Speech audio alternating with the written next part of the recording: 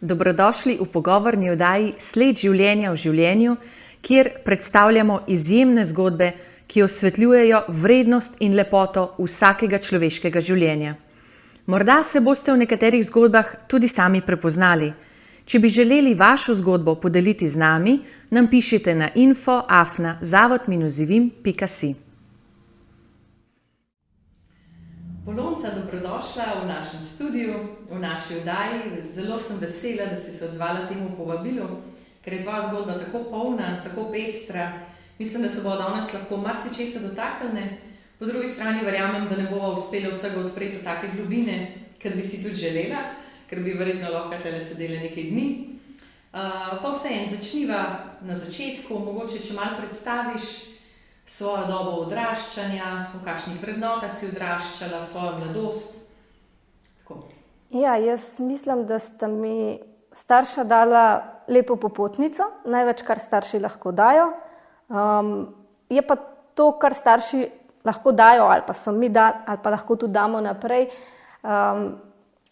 samo do neke meje, samo neka navada, neka rutina, neko osnovno zaupanje v Gospoda, če govorimo o veri. Na eni točki pa je na vsakem posamezniku, kako bo zakorakal v življenje. Zame je bil tak zelo pomemben prelom nekje na začetku srednje šole, ko sem čistko neštetokrat skoraj že slišala stvar pri maši v velikonočnem času slišala: preden bo petelin zapel, me boš 3-krat zatajil. In mene je to tako pretreslo v srce in sem si rekla, jaz te nikoli ne bom zatajila. In res od takrat naprej nikoli mi ni bilo nerodno, čist na javni šoli z prijateljcem, ki sem jih tudi iz cerkve poznala, med odmorom zapeti kakšne pesmice, ki smo se jih učili. Nikoli mi ni bilo nerodno na glas spregovoriti o tem, da sem verna. Pa se mi je tudi že zgodilo nedolgo nazaj, da sem o tem spregovorila v čakalnici javnega zdravstvenega doma. Pač se mi zdi, da mi je ne samo stvar odločitve, ampak dana tudi ena milost, da pogumno upam to reči in se tega ne bojim. No. In kako je bilo potem? Spoznala si svojega sedajšnjega moža, Tomaža.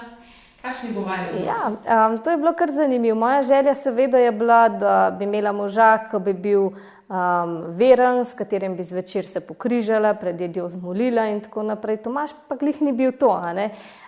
Imel je nekako zakramente narejene, pa nekako si je predstavljal, jaz zdaj to govorim, kar tudi on pove, no, da ne bo izgledal, da govorim kaj slabega o tem. On si je predstavljal, da je, ne vem, zgodba o Jezusu podobna zgodbi o kralju Matjažu. Verjetno je enkrat živel nekdo, ki je imel posebne talente, darove in ljudje so to pisali, prepisali in je se rodila zgodba o Kristusu. Tako da pol sem se kar akcijsko lotila, ko sva postala fant pa punca pri 18 pa 19 letih, da bom jaz njega spreobrnila. Ja, to že na smeh pove, da to ni glih najbolj šlo. Ker sem jaz ga spodbujala v veri, pa mu prepovedvala, da molim za naju bolj, se je njemu to vse upiralo. Bolj je začenjal iskati argumente, zakaj ne, kot pa zakaj ja.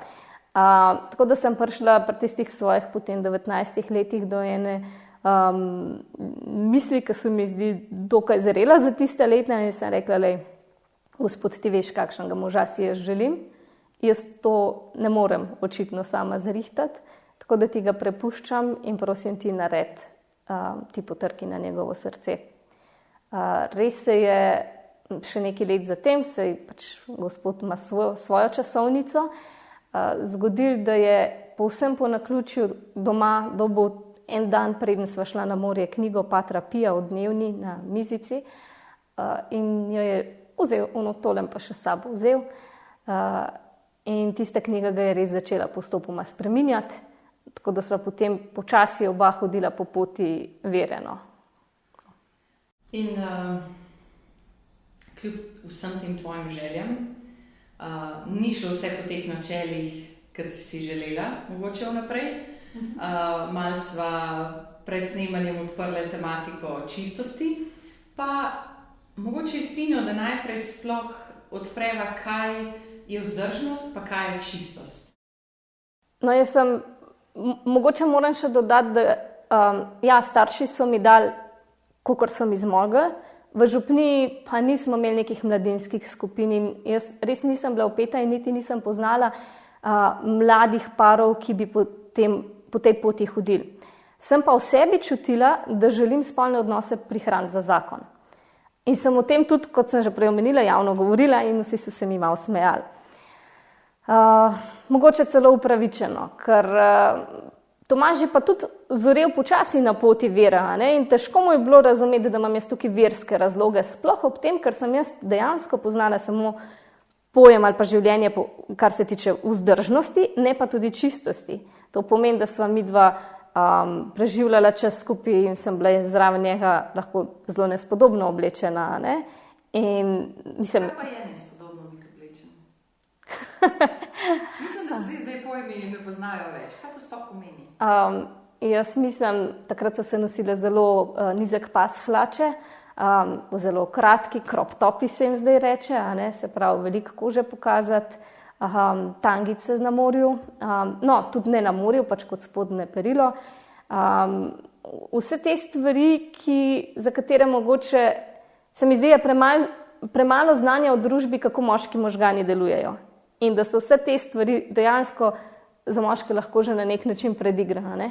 In težko je biti oblečena tako, kot mi moda narekuje, hkrati pa fanta ostati, tukaj naprej pa ne greva. Ne? Mislim, stvar je v tem, da jaz s telesom, pa s tem, kaj oblečem, sporočam čist drugo informacijo, kot jo v resnici v srcu čutim. In tukaj so bila res, kot bi rekel moj mož, naivna. Nisva znala. Pač, on sicer vame ni silo ali pa karkoli, ampak nekako po letu pa pol skupne hoje sem jaz vseeno čutila ta pritisk, da on skozi meni uslugo dela in da je pa že mogoče čas, da bi mu jaz to uslugo vrnila. Hkrati sem se pa jaz zelo želela mlada se poročiti in sem rekla, vedela sem, da ga skrbi, kaj pa če se midva ne bova ujela tudi v spolnosti. Sem rekla, evo, če pa pač jaz tukaj popustim, malo sem trgovala sama s seboj, skrajno naivno, sem rekla, mogoče bo pa pol videl, da je v redu in se bova pol malo poročila. Seveda, zakaj bi pa sploh še imel kakšen pameten razlog, da bi se poročil, če imaš vse. In tako se je nekako zgodilo, da sva potem začela imeti tudi spolne odnose.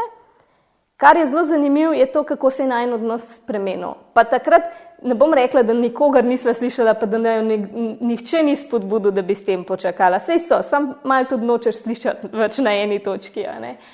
Zanimivo, prej sva prišla skupaj, počela stvari skupaj, spomnim se, da sem herbari nabirala pač vse živo.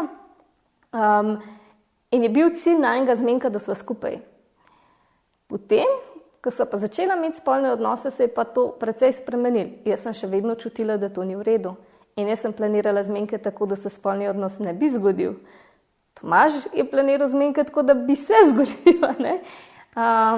In začela so se misli čist preveč okoli tega vrteti. No. In to vsekakor vpliva na odnose. Zdaj mogoče še enkrat, kaj pol čistost je? Če ni samo vzdržnost od spolnih odnosov, ker če bi bilo čistost samo to, potem bi čistost lahko živel samo do poroke. Ampak vsi smo povabljeni k čistosti kadarkoli, v katerikoli fazi svojega življenja.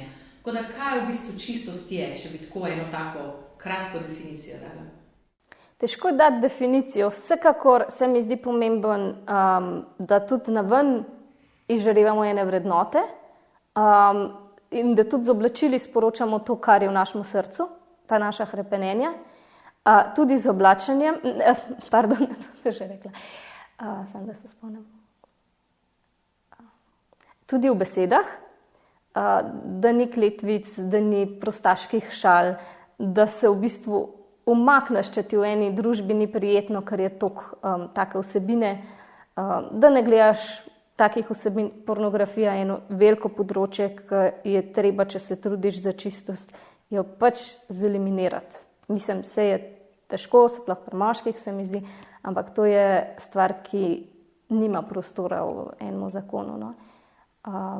Tako, veliko bolj celostno je, no. Veliko več, tudi izobraževanje po eni strani, no. Zavedanje stvari, ki jih počnemo, kam peljejo, na zelo veliko področji sega ta pojem čistosti. Ja. V bistvu kot nek odnos do sebe, ki ga imaš, odnos do drugih, kako gledaš druge. Ki pa izvira iz odnosa z Gospodom. Če izpustim odnos z Gospodom, pol je tudi OnlyFans v redu. Če pa dam zraven Gospoda, ki želi ohranjati moje dostojanstvo, in poskušam s tem sodelovati, s tem dostojanstvom, ki mi ga Gospod daje, potem pa ne grejo več te stvari. Enostavno naenkrat opaziš, prevelik dekolte imam, preveč mi je krilo gor zlezlo, nočem tega več. Pa seveda je pač primerno prostoru, morje dopusti nekaj drugega, kot pač sicer. Ampak ja, če želiš sodelovati s tem dostojanstvom, ki ga imamo, tukaj noč se mi zdi, da se ta čistost najde. Ja. In ko sta bila vidva skupaj, se je ta ljubezen razširila, odločila sta se za družino in prišla je Julija. V bistvu se nisva čisto odločila. Je pridružila se nepričakovano. Zelo dragoceno mi je, mogoče, ko so bila na tej poti tudi duhovnosti in izobraževanja, kar sem že prej omenila, čistko, mi je bilo dragoceno, da je tlele Tomaž še kot fant rekel, da ti ne boš jedla kontracepcijskih tabletk, ker te imam preveč. Kakšno izobraževanje ste imela? Ne nič konkretnega, samo pač vedno, da iščeš informacije o teh stvarih. Lahko čist mimogrede, ko gledaš nekaj na YouTubeu ali pa tako, da se mi zdi, da eni prav namenoma nočejo vedeti stvari. Midva, ko so bila v situaciji, smo o teh stvarih tudi si kaj prebrala. In v tem smislu se mi zdel ful dragocen, ko je rekel, ne želim, da ješ kontracepcijo, ker te imam preveč rad in sem, slišal, prebral, da kontracepcija povzroča to, pa to. In potem jaz sem bila pa tudi navdušena nad naravnimi metodami in sem pač spremljala in sva imela svoje varne in nevarne dneve. Pa je bil pa eno obdobje, ko sva mislila, da imava gužvo, ko zdaj pač, če gledava nazaj, pač to ni bila gužva. In sva videla, da rabva čas zase in sva si en večer vzela čas zase, drug dan me je vprašal, koliko je bilo pa včeraj kaj nevaren. Jaz sem zardela, se rekla nevarno in to bi bil že kar plus na testu. Tako da, ja, najna hčerka se je zgodila malo neplanirano, ampak je bila pa ljubljena in zaželjena od samega začetka. Takrat sem v bistvu si že urejala en kotiček za življenje. Pravzaprav sva takrat že imela datum za poroko, bend rezerviran in tako. In tole je bilo še presenečenje za zraven. Torej, ne glede na vse odločitve, ki ste jih sprejela, ne glede na življenje, ki je bilo, ne glede na to, da si Julija že napovedala, da je že bila situacija, kakor je bila, sta se potem vseeno odločila za čistost. Jaz velikokrat slišim, da ko mi z Markom pričujeva, mi kdo reče, za nami to že mimo, je že prepozno. Samo verjamem, da nikoli ni prepozno. Da se čistost lahko obnovi in da je to odločitev, ki jo sprejmemo vsak dan. Kako sta vidva sprejela to odločitev? Se mi zdi, da je na tej poti res Tomaž zelo zorel in ta knjiga od Patra Pija, ki sem jo omenila, mu je moč zakramentov pa veličino Boga res pripeljala v praktično današnji čas, ko je Pater Pi živel še ni toliko zelo daleč nazaj. In glih ta moč zakramentov je bila zelo ključnega pomena, ker midva sva potem pred poroko šla na življenjsko spoved, spucala vse za nazaj. Recimo, to mi je bilo zanimivo, da se mi je takrat tako porodil, tudi koliko sem jaz s tem, ko sem se izzivalno oblačila, slab vzor bila mlajšima, pa drugim. In koliko sem jaz mogoče tudi s tem slabega naredila. Skratka, takrat sva tako nekako sesala in počistila tudi po kotičkih, sej sigurno je še kaj ostala, ampak tako. In sva se potem po tej spovedi odločila, da do poroke ostaneva čista in vzdržna, kar mi je bilo zelo dragoceno. In mislim, da šele dosti po poroki je mene enkrat zadelo, imela sem skoraj belo obleko, da je Bog toliko usmiljen, da sem jaz upravičena bila v beli obleki. Ker ne glede na to, da sem jaz imela že hčerko v naročju, ne glede na to, kaj je moje telo pomnilo, kaj je moja glava pomnila, Gospod je zbrisal, ni več. In sva v bistvu v zakon vstopila nedolžna. To je pa res čudovito. Čudovito pričevanje, dobro, da ste tole še odprli. Po Juliji pa sta si želela še otroke? Ja, seveda, mi dva prihajava iz Poljanske doline, pri nas je nad 3 otroke na družino povprečje. Če se malo pohecam, ja, želela sva imeti veliko družino, zelo kmalu sva se spet odprla življenju, pa se kar ni zgodil otrok. Pa sem potem šla že na kakšen pregled, nič nisem izsiljevala, ker bila prepričana, ja, bomo še malo molili, ne, pa tako. Vsi so rekli, ja, nič kaj hudo narobe ni z menoj, pač ni bilo vse idealno, ampak so napovedovali, da se bo otrok zgodil. Na kar so pred enim večjim posegom na mojem telesu želeli še, da Tomaž gre na pregled, in tako sva na 4. obletnico poroke dobila diagnozo, da sva neplodna. Temu se reče sekundarna neplodnost, se pravi, kot sem že prej omenila, Julija je malo neplanirano se zgodila. In v bistvu tudi kasneje, ko so vse te preglede in raziskave dajale čez, sva dobila informacijo, da že to, da se je Julija zgodila, je v najinem primeru kar precej čudežno. Me je pa večkrat kdo vprašal, zakaj, oziroma kako razmišljava zdaj o tem, ker če bi bila vzdržna do poroke, potem ne bi imela niti Julije, ne? Ampak če bi danes razmišljala, če bi danes imela pamet, ki jo imava zdaj, bi se verjetno prej poročila, to je ena stvar, ne? Nekdo mi je pa zastavil vprašanje, zakaj se nama je Julija zgodila, ko sva v bistvu živela še v grehu, ne? In sem se z nekom enkrat pogovarjala, ki mi je pomagal najti odgovor na to vprašanje, ker sem si ga tudi sama zastavljala. Zakaj zdaj, ko sva stvari postavila na svoje mesto, ne dobiva otroka, nisva blagoslovljena z otrokom, prej, ko pa sva bila še na poti in sva bila naivna in zmedena in v grehu, nama je pa bil dan. In odgovor je, njim, ki ljubijo Boga, vse pripomore k dobremu. Mi je tak ljub odgovor, ko se ga zelo držim, no. V bistvu je bilo to, da je mogoče bil greh uporabljen, kljub temu, da je bil greh, je bilo uporabljen za najin blagoslovno takrat. Tako. Bog je usmiljen in je večji od tega. Ja. In jaz večkrat gledam tudi pri mamicah, ki nenačrtovano zanosijo, pa imajo izjemno težke situacije, pogosto neporočene, ostanejo samske. Vidim, da ta otrok vnese tudi smisel in smer v njihovo življenje. In včasih nam Bog da, ker nam želi pokazati pot, po kateri želi, da gremo. Ker vprašanje, če ne bi bilo Julije, kakšna bi bila vajna pot naprej. Ja, res. In je to res znak Božje ljubezni. Zdaj, jaz verjamem, da se mnogi spopadajo s sekundarno neplodnostjo. Tako da tukaj imam 2 vprašanje.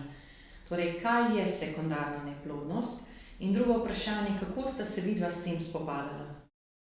Sekundarna neplodnost je v bistvu neplodnost, ki se pojavi potem, ko se je vedelo, da je par že bil rodoviten. Ko že imaš 1, 2 otroka, potem se pa nekaj zaplete, nekaj ni v redu, zdravstveno, kakorkoli, in ne pride več do spočetja.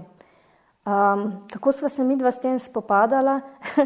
Ko mi je ginekolog, ko je videl rezultate, je pogledal papirje in je rekel, torej, vidva bosta šla na umetno oploditev.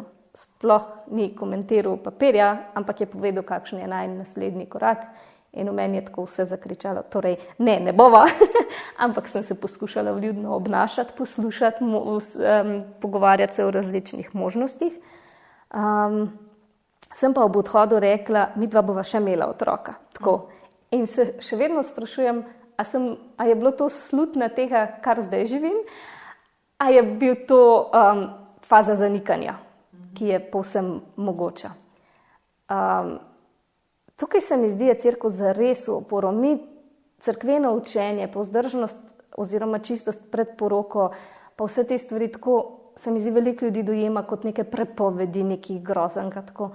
Ampak če se malo poglobiš, in midva sva na tej najni poti tudi teologijo telesa dosti poglobila, pa tako ugotoviš, da čist vsaka od teh stvari samo zato, da ohranja naše dostojanstvo.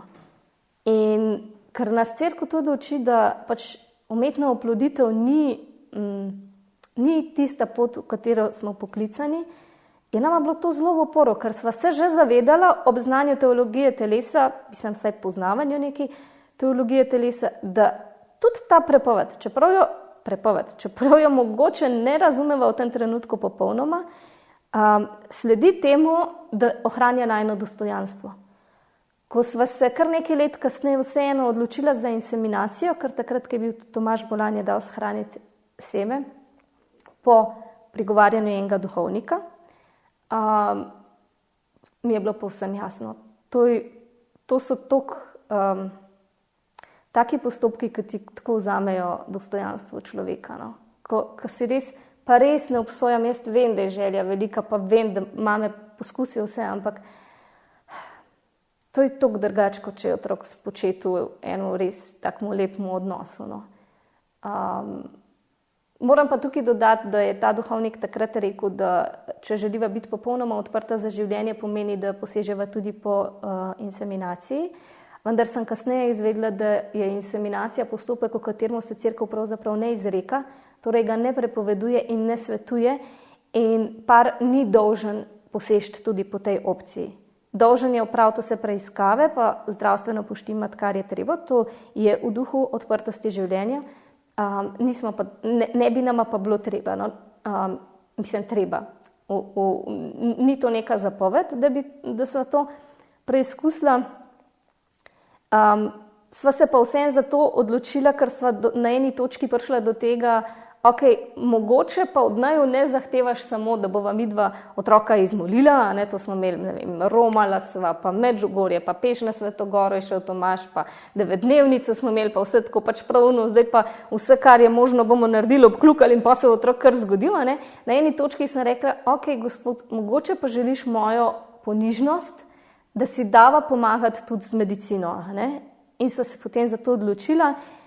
Hkrati pa moram reči, da nisem bila preveč žalostna, ker iz tega pač otroka ni bilo, možnosti so bile izjemno majhne, kar sem rekla, Gospod, dala sem možnost, ti si se tako odločil. No.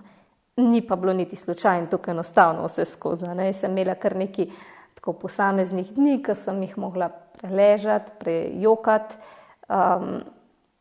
9-dnevnica nama je sicer veliko pomagala, sva se zelo umirila. Tomaž pravi, da se je včasih spraševal, če je kaj narobe z njim, kaj je tako v redu, ne v redu, pač tako sprejema situacijo, kakršna je. Zame je bilo malo težje. Zame ni bilo treba obžalovati sam moje ideje, koliko veliko družino bom imela. Zame je pomenil vsako stvar posebej obžalovati. Ne bom več noseča, ne bom več dojila, ne bom več čutila brc, ne bom videla prvih korakov. Pač vse to je bilo treba izjokati. In ko sva nekako prišla čez vse to, smo se kar nekako umirili v naši družini. Leta 2012 sva potem začela s temi predavanji teologije telesa. In sva rekla, očitno naj Gospod tukaj rab, ne želi od naju, da pač vzgojiva neki kristjanov, kar sva upala, da bi jih, da bo vzgajava na tak način, ampak želi, da tisti, ki že so, da jim pač dava nekaj dodatnega za naprej. Tako da je kar nekaj tisoč mladih nama prisluhnilo v tem času. Na nek način ste v bistvu preko teh predavanj, preko tega, da ste se darovala za druge, našla tudi neko osebno poslanstvo. Je pa res, da mnogi, ki bodo videli ta posnetek, kar se mi do zdaj pogovarjava, sploh ne vejo, kaj je teologija telesa. Lahko mogoče na kratko poveš, kaj to sploh je? Težko se na kratko pove. Če bi čistko brez nekih poduhovljenih in globokih misli povedala, to je v bistvu zelo dobra razlaga odnosa do telesa, do sebe, do nasprotnega spola, stvari, ki se dogajajo na področju spolnosti, zares skozi učenje cerkve. In to na način, ki je revolucionarno. V bistvu to nam je dal papež Janez Pavel II. In je nekaj neverjetnega. In se mi zdi, da se je ogromno ljudi spremenilo življenja potem, ko so se poglobili v prebiranje in študij teh vsebin. Res je, tudi nam je imel zelo velik vpliv. Tukaj mogoče omenjava, da v slovenščini obstaja kar nekaj knjig na to temo. Mogoče taka najbolj berljiva, pa najbolj znana je teologija telesa za začetnike. Potem pa tudi dobra novica o spolnosti. Ampak tale teologija telesa za začetnike ni prav za začetnike. No. Mislim, meni vseeno ni bila tako zelo preprosta. Je pa zanimiv tale dobra novica o spolnosti. Se pa spomnim, so bila po moje poročena že kakšnih 5-7 let, ne vem točno, ko sem to brala, ko me je v bistvu prvič zadel, kaj v resnici sem jaz obljubila, ko sem se poročila. Ne, da bi me panika, pa da bi rekla, tega se ne grem, ne, ampak res me je ganil, kva sva si obljubila. No. Tako da mogoče je bolj začeti z dobro novico o spolnosti, potem pa teologija telesa. Mogoče je malo bolj konkretna, malo lažje za razumevanje, no, tako lažji jezik. Tako, ne. Ja. Tako, rekla si, da si ti tam rekla zdravnici, da boš še imela otroke. Se mi zdi, da je to mogoče ena stvar, ki te je spremljala, pa tudi sama sebi si nekaj obljubila, a ne, da če ti je namenjen otrok, ja, ga bova sprejela. Ja. Ga bosta sprejela. Kako je prišlo potem do tega, da sta vstopila v rejništvo? V bistvu sva se midva že 2-krat prej zanimala za rejništvo, pa nekako se nisva odločila. No, je več razlogov za to. Prvič, ko sva se zanimala, je bila Julija stara 3-4 leta. Ja, 4 mislim, da. In takrat nama je povedala ta na CSD-ju, da ti otroci niso za družbo našim otrokom. Kar si misliš, da ne bi bila edinka, da imaš, mogoče tudi tukaj preveč izviraš iz svoje situacije, ne pa iz namena pomagati temu otroku. In to je bil eden od razlogov. Zelo kruto so nama povedali realnost rejništva. Zelo tako bistveno več negativnih stvari kot dobrih, ker pač se želijo prepričati, da ti res v tem vidiš eno svoje poslanstvo. Pa sva kasneje se še enkrat zanimala, ampak moram reči, pri rejništvu je res en izziv. Velikokrat se ti moraš ukvarjati in včasih celo več kot z otrokom, z neurejenimi starši. To so lahko zraven droge, alkohol, nasilje, psihološke težave, bolezni prav, ne samo težave. In velikokrat so te stvari zelo zahtevne. Pa če sem jaz še tista mama, ki pač otroku je treba pomagati, to se bomo zdržala, ne, se mi zdi na drugi strani tako dragocen tudi ta racionalen moški pogled. Zdaj Tomaž je tako dosti rok do sebe, pa tudi do drugih. In on je rekel, jaz res nimam se energije z enimi takimi starši ukvarjati, ki mogoče vedno znova obljubljajo, da bodo prišli na stik, pa pustijo otroka na cedilu. Ali pa imajo stik, pa je otrok, ne vem, en dan z njimi, pa dobiš nazaj čist razštelanega otroka. To so resni problemi. In moj mož, moram povedati, ob vsem tem je gradil še svoje podjetje. Itak v podjetju, če si jaz spet tako, ali imaš dela premalo ali pa preveč, hvala Bogu smo vseeno v tej drugi fazi, zdaj že kar nekaj časa in si niti ni predstavljal, kako bi se lahko šli še rejništvo. Kar se pa tiče posvojitve, tudi o tem sva razmišljala, ampak glede na število splavov, ki se pri nas zgodijo, je otrok, ki bi lahko šli v posvojitev, bistveno manj kot je prosilcev. In midva sva tukaj rekla, pač enega otroka imava, ne bova zajedala mesta enemu paru, ki zares ne more imeti otrok, in se niti v vrsto nisva postavila. Mislim, da številka je nekje 500 parov čaka na otroka, medtem ko mislim, da je okrog 14-15 otrok letno za posvojitev. Torej število je res premajhno, s tem, da moramo vzeti pa v račun, da je pa okrog 3500 pa splavov. In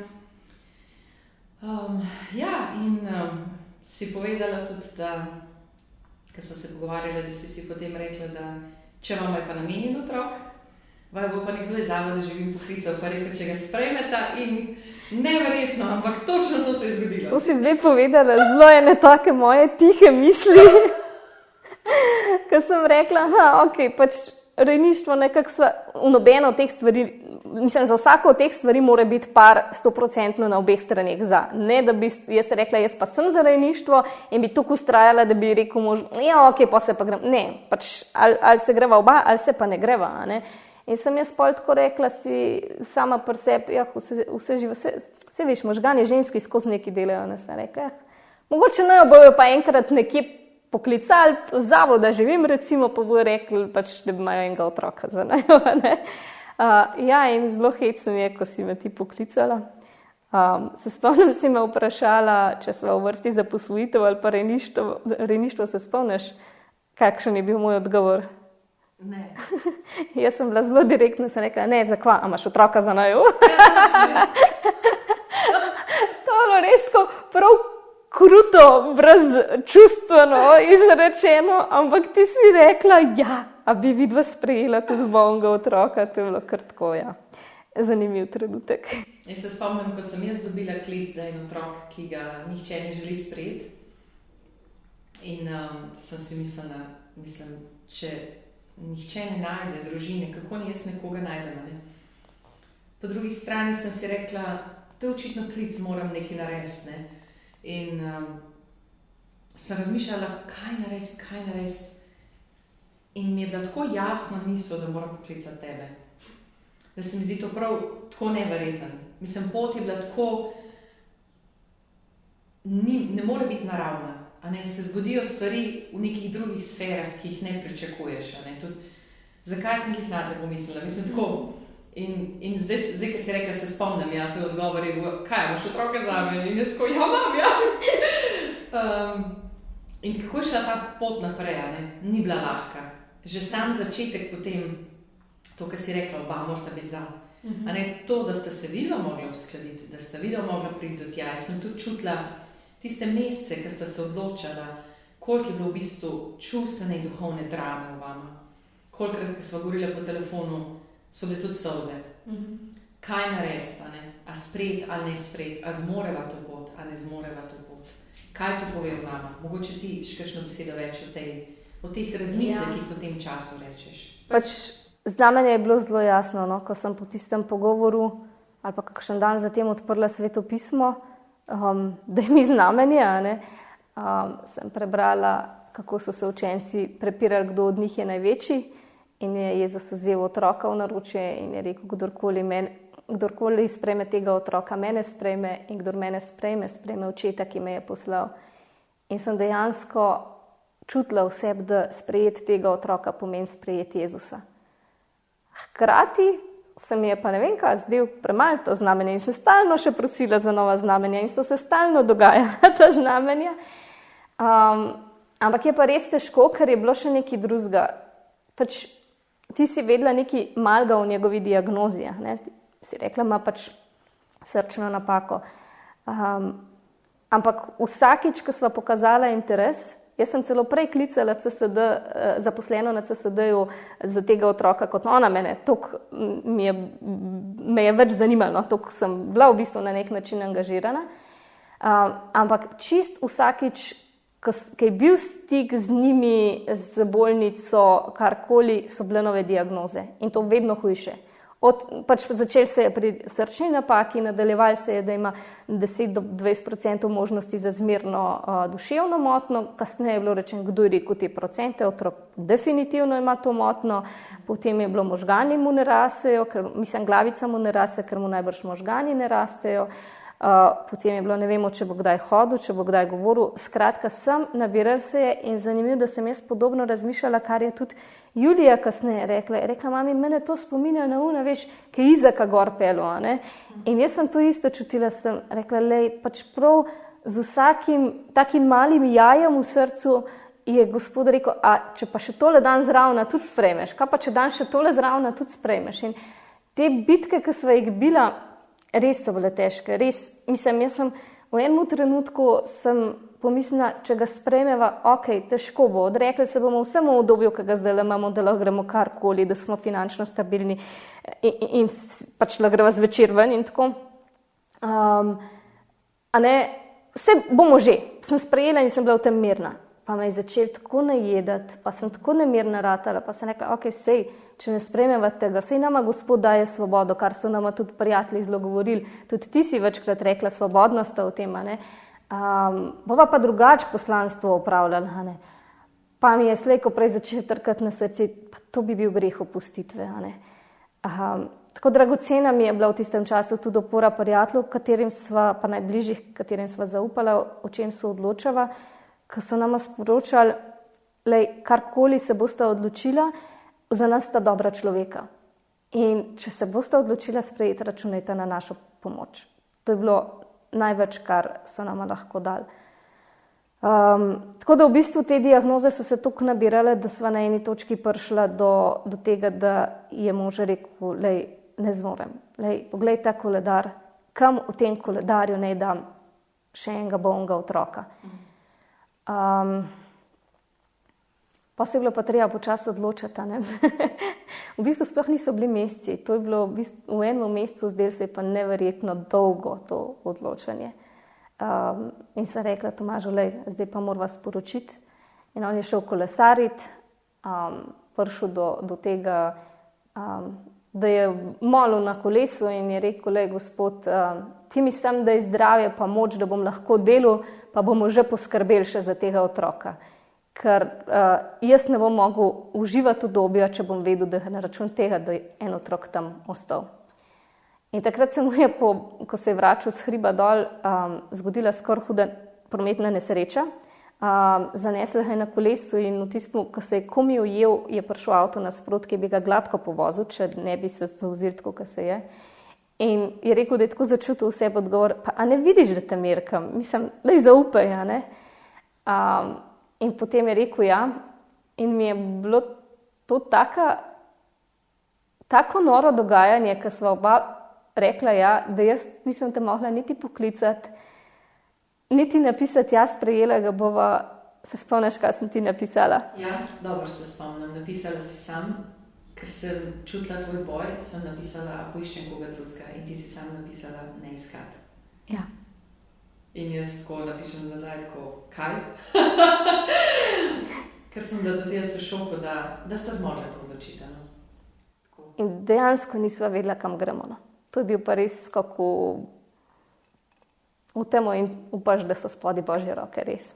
In so bile. Tako da potem sta dobila svojega fantka, velik zaklad, ki je potem presegel v resnici pričakovanja.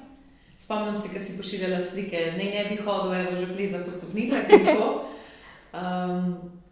Kljub mnogim zapletom, ki so še bili, ampak kako bi zdaj recimo, če gledaš, zdaj vas ta čas, ko ste skupaj, razširjena družina, čist posebna družina, kako zdaj gledaš na celo to obdobje?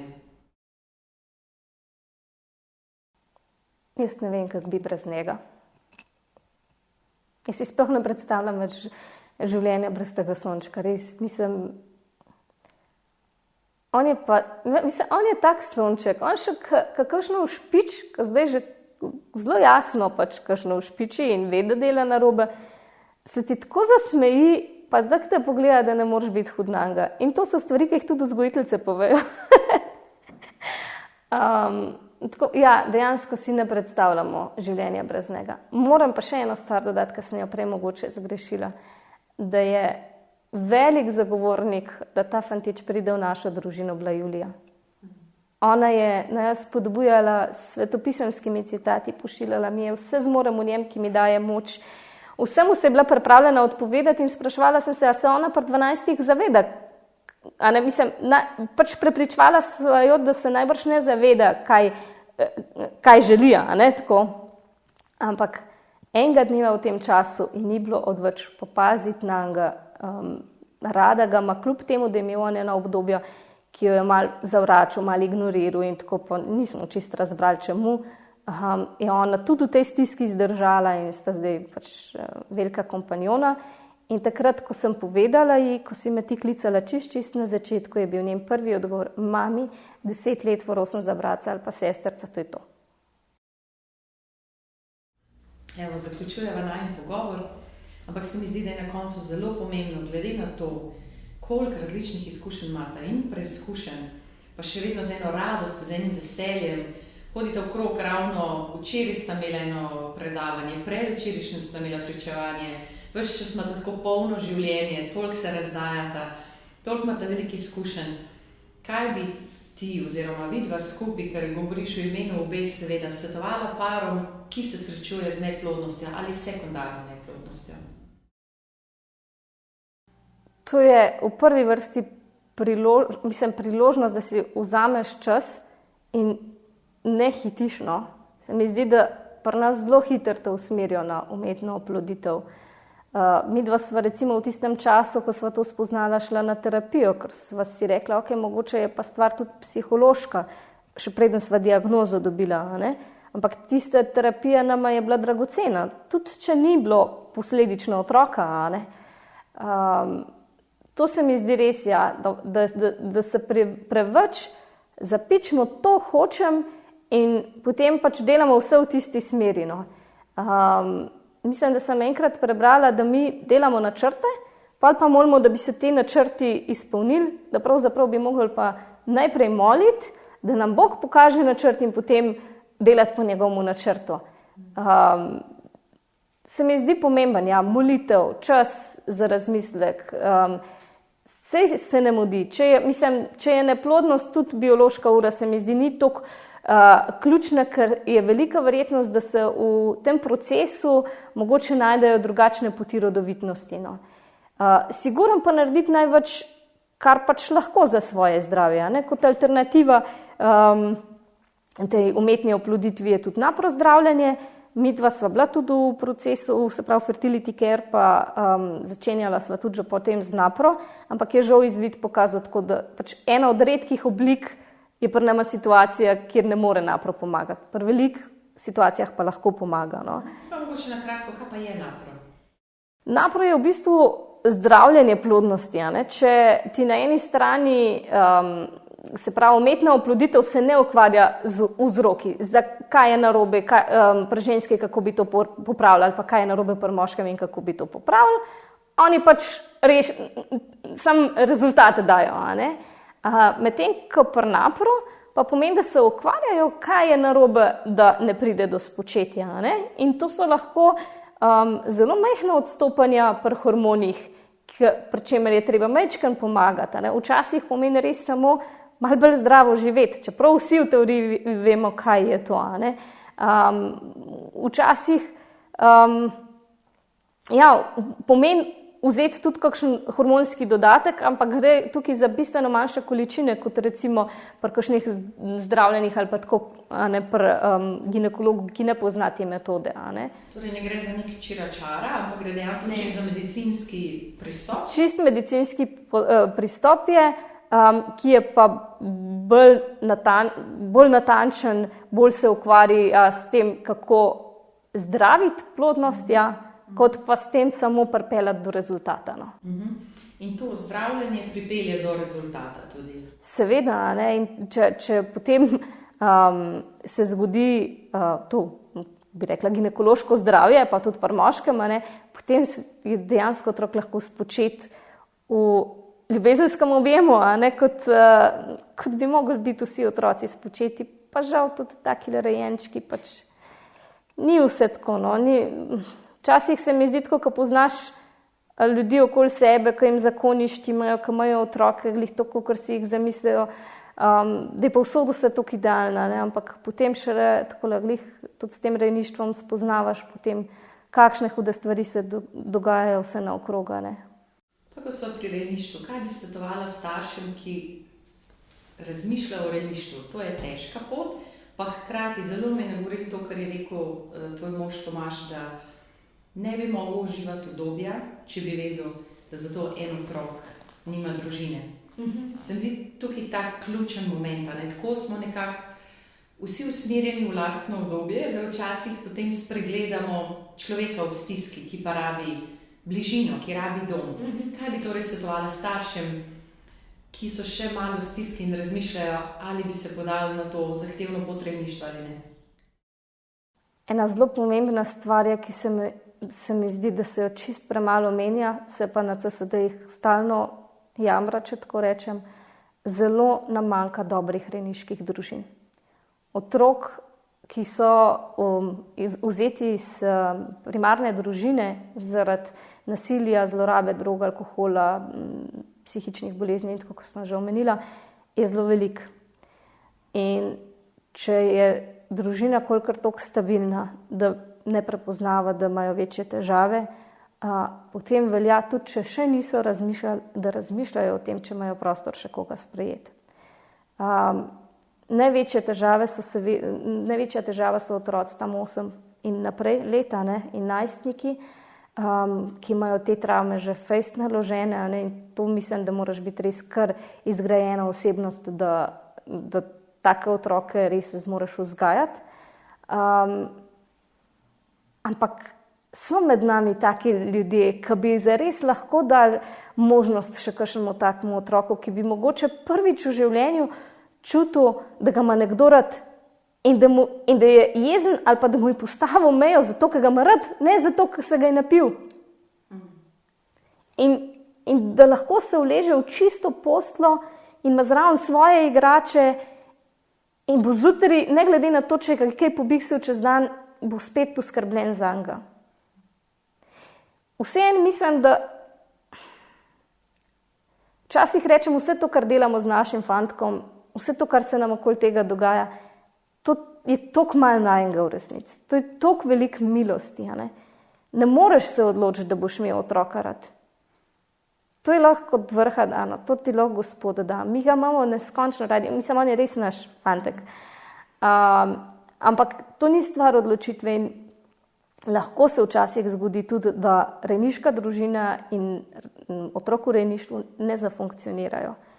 Tudi to ni poraz. Naredil si pač neki. In tudi to ne pomeni, da moraš pri tem obupati, ker boš mogoče z enim drugim otrokom bo čisto v redu.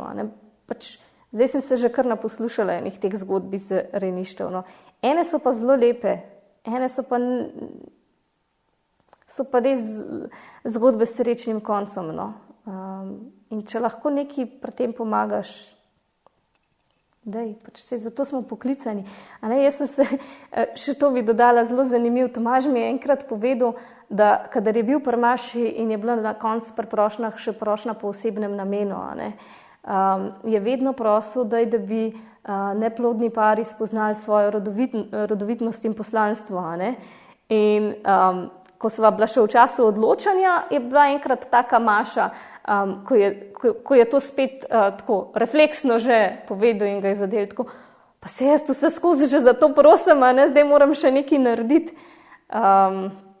Tako da takih znamen je bilo zelo veliko. No, jaz sem se pa dostkrat spraševala pri maši, pri tisti priliki, ne vem, lačne, mislim, kdaj smo te videli nagega in smo te oblekli in tako naprej. In sem se spraševala, pa kje so te ljudje, tako, da jih moram obleči, pa da jim dati za jesti, pa tako naprej. Pokaži mi jih. In pol, ko je prišel ta otročič, ki ni imel v resnici, ni imel svojih cun, bil je pol leta v bolnici in medicinske sestre so prinesle od svojih otrok oblačilca in jih nosile same pred domov, zato da ni bil skozi v bolnišnični pižamci. In smo dobili nazga in lačnega, ki ga je bilo še po sondi treba hraniti in ženega in za vse smo mogli pač poskrbeti. Sesalni refleks je bilo treba mu nekako zaktivirati, da smo postopoma lahko šli dol s sonde. In sem rekla, ja, to je to. Pravzaprav, ja, ni bilo več maše, ko ne bi slišala, v kaj sva poklicana. Pa čisto še zadnje vprašanje.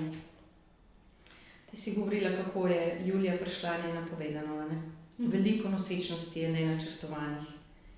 Nista bila neporočena, nista še imela stvari tako, štalca, kravca in tako dalje. Kar je pogosto razlog za odločitev za splav. Sva še premlada, nimava še vse urejeno, jaz bi rada otroku vse nudila, pa še ni tako. Pa če bi se takrat recimo odločila za splav, pa ne bi bilo več nobenega otroka. Tako. In taki primeri tudi so. Jaz potem govorim z mamicami, reče, edine 3 otroke, ki sem jih imela, sem splavila. In potem živi z večnim obžalovanjem. Kaj bi svetovala mamicam, ki so zdaj v stiski in zdaj razmišljajo o splavu, zato ker mogoče so v situacijah, ki so zelo neugodne in se bojijo prihodnosti. Kaj bi jim svetovala, da naredijo v takem trenutku? Sigurno je težko. Ampak tudi, kaj je težko, vse, kar se nam v življenju dogaja, je samo obdobje. Tako kot pri otroku. Takrat, ko slabo spi, je samo obdobje, bo minil. Takrat, ko je ful priden, je tudi samo obdobje. Ja, pač ta obdobja se stalno menjajo. Ne? Jaz sem prepričana, da se je naš fantek izmuzno splavil. Toliko zgodbe v ozadju, vem. Koliko mamic je takih, ki zvede z otrokom precej stvari narobe, da imajo slabe diagnoze, pa se zato odločijo za splav. Pa se najde družina, pa naš fantič neskončno srečuje in lahko priznam, ja, tudi mi njega. Ta otrok je toliko vesel, tokrat živi, da to vidijo ljudje. Mislim, to so besede, ki sem jih slišala od ljudi, ki niso poznali zgodbe. Ki so njega spoznali, so rekli, koliko pa ta otrok rad živi. Wow. Mi dva sva zadnjič naredila, ne vem, koliko 800 metrov, ko sva imela tlele mene zdravstvene posege v vozičku čez Ljubljano in če v tej razdalji se ni 10 ljudi nasmehnili, ko so ga pogledali, se ni noben. Mislim, on definitivno ima svoje poslanstvo, čeprav včasih tega nisem razumela, ko so govorili o takih otrocih, ki imajo posebne potrebe, se mi včasih zdelo že, da se preveč išče, ne vem, malenkosti, kaj vse zmorejo, ampak ne, dejansko vplivajo na naša življenja, ne? In je njihov obstoj zelo dragocen za nekoga. Mogoče ne za mamico, ampak mogoče za nekoga drugega. Je pa še nekaj, ne?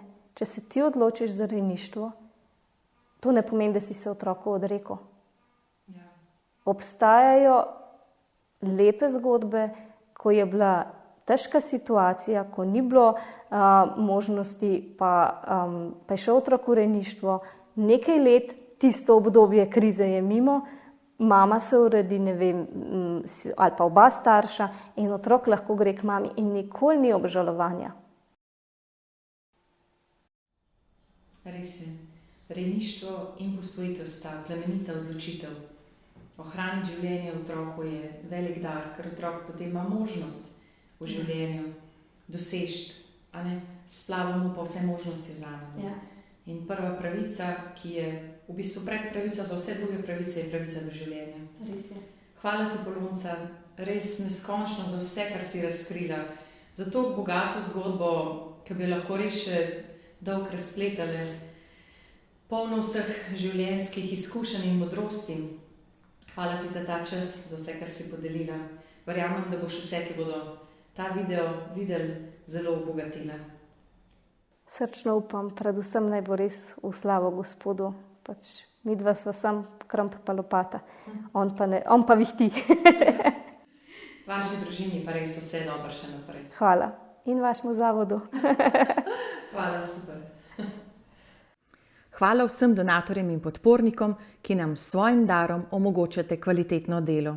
Brez vas, našega poslanstva, osveščanja in pomoči nosečnicam in družinam v stiski, ne bi zmogli delati v tako velikem obsegu. Hvala vam. Toplo vabljeni, da po svojih močeh darujete za nosečnice in družine v stiski, katerim bo zbrani denar v celoti namenjen.